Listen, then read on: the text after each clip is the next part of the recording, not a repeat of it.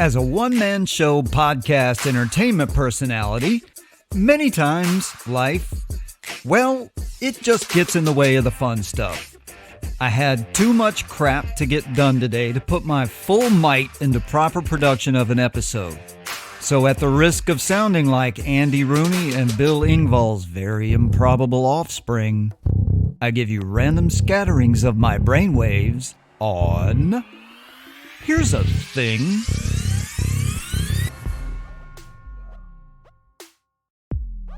Well, this should be interesting. I really hate going off script because I'm very into production. So, sitting down in a room full of no one with a microphone and no notes in front of me is a very dangerous prospect indeed. I got a full killer episode on the way tomorrow, so don't worry. It's a little insight inside my head right now. As terrifying as that may seem, and it also occurs to me, I broke all the rules doing this podcast insofar as not doing an introduction. Here's me. Here's all about me. Here's who I am, why I'm this way, and why I think this way. And really, I didn't do that because who cares, right? But I think we might do one of those episodes coming up soon, and I have an idea, and I think you'll like it. It'll be a little bit different than probably what you're used to hearing in that milieu. Anyway, so I had to do a lot of running around today. It's very annoying. I hate driving because it means I got to get on the road and be surrounded by people who are less than perspicacious and less than in touch with the world around them. And it's spring here where I live in the low country of South Carolina. I mean, not spring technically on the calendar, but spring in the sense of it's already raining and everything's coated with pollen. And so driving around in this weather, and when I say raining, I mean it's been raining for 3 straight days, gathering the animals 2x2 style. We didn't have this much rain in our last 2 hurricanes combined. So flood conditions abound. The water, the streets, the roads are filled with water. Giant puddles everywhere. And it's been raining so hard it's hard to see, which leads me to this pet peeve. People, if you're driving around in the afternoon in the rain, in the heavy rain, it's likely that it's very overcast and very gray. That means that the road, the sky, and the air are all the same color, and it seems like 80% of the universe drives a gray or silver Toyota RAV4. If you don't have your lights on when it's raining, no one can see you. You see, having your lights on in the rain is not for you to be able to see.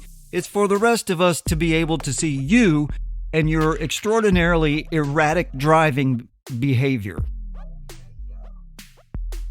Turn your lights on so we can all see where you are and hang back. And speaking of hanging back, people, I'm going to ascribe this to the fact that you either had a bad father or one that ignored you altogether, because if you had a good father or one that paid attention to you, he would have taught you that when you're driving in the rain, you can't drive in the same fashion that you do when it's high and dry.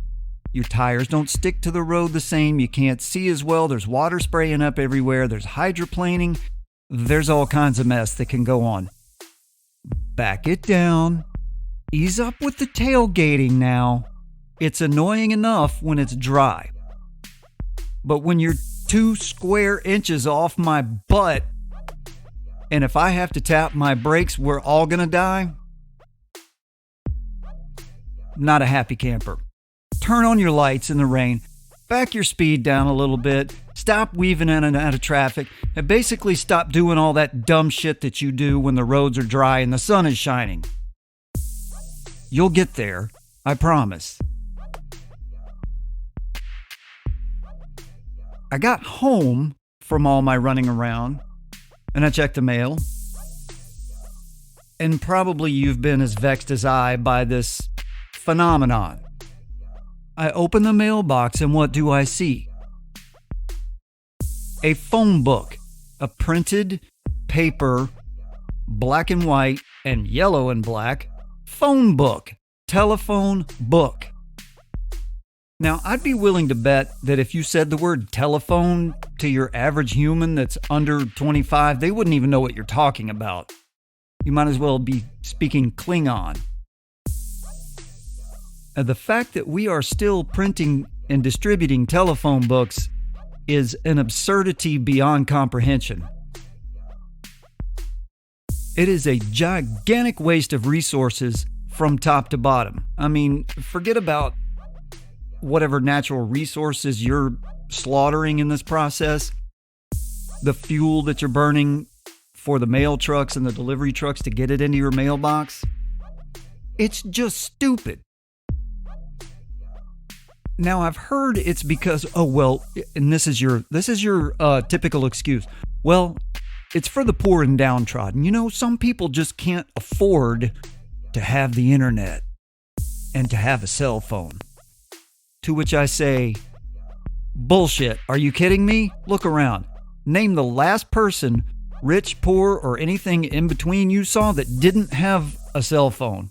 At least one cell phone. And every human being on earth has access to the internet. Don't give me that. This isn't the rice paddies in Cambodia or a fjord in Norway. Although I bet you they get better cell service on the fjords in Norway than I do here in my hometown, which is another source of aggravation altogether. One of the fastest growing little areas in the country. And we can't seem to get Verizon to give us much of a signal. Drives me nuts. So, if you picked up from an earlier episode, or maybe from some of the things I've dropped, I make my living as a professional photographer.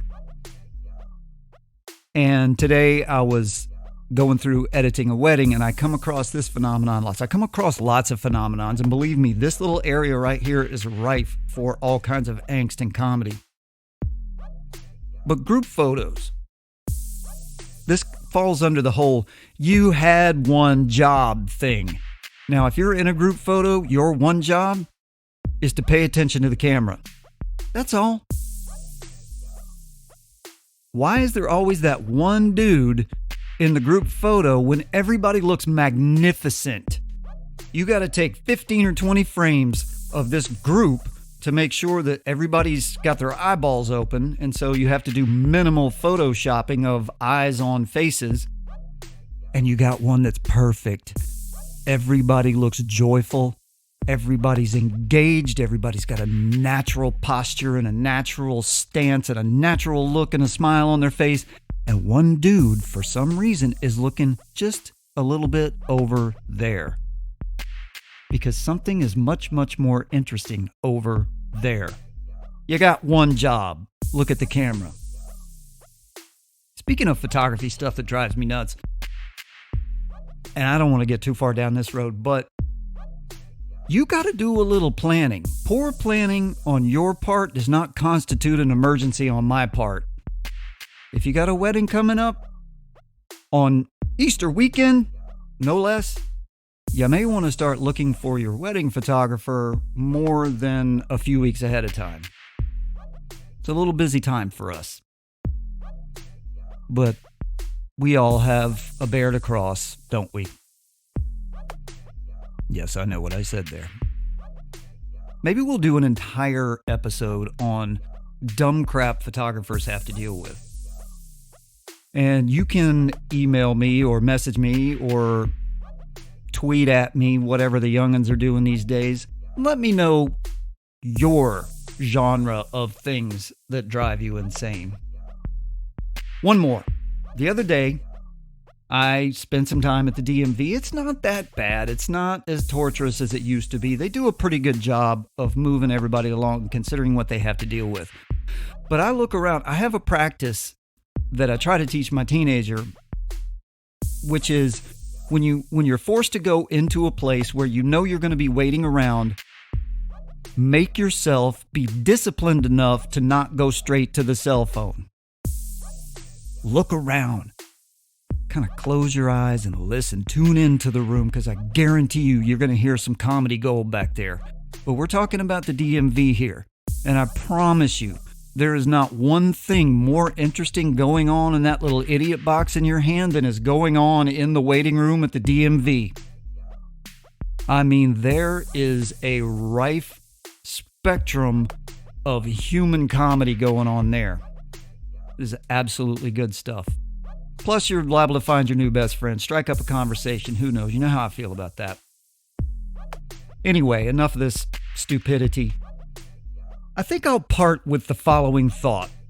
The one thing that drove me most crazy today when I heard it over and over again. I'm speaking directly to you, gentlemen. It's incumbent upon you in this world of arrested development and interminable adolescence to act like a man. There are many and varied ways to accomplish this, and I'm quite sure we'll get deeper into this subject soon. For now, know this.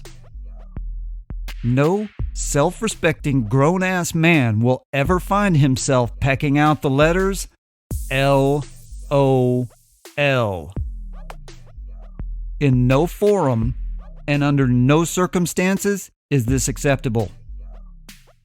Do you hear me? Good. I thought so. Oh my goodness. Well, that's enough absurdity out of me and enough to ponder for now. This episode of the podcast is dedicated to the delightful sound of serenity. Let me know when you find it. Here's a Thing can be found on the Podbean app, iTunes, and Apple Podcast at here'sathing@podbean.com, Google Podcast, TuneIn, iHeartRadio, and lots of other places in the podcast universe. For virtually effortless podcast enjoyment in your home or on the go, simply ask your disembodied AI robot servant to play Here's a Thing from your preferred podcast consumption platform. Episodes will also be posted on Twitter and Facebook. Search everywhere for Here's a Thing. Please subscribe, rate, and review. Your active support is critical, so click that button. It only takes a moment to make a difference. Become a patron and donate to the cause by following the show link. And welcome aboard our new friends in Ireland. Thank you for being here. So glad to have you. Thank you for your time and devotion to reason. Let's keep growing the family. Share this show with a friend. You know what's coming. Whatever you're about to do, get after it 100% or don't bother. You owe that to yourself because integrity matters. If you can't be anything else today, be authentic. It'll pay off. Oh, Lord help me. I don't even know what this is going to sound like because I'm not going to edit it or even proof it before I send it out. Here we go.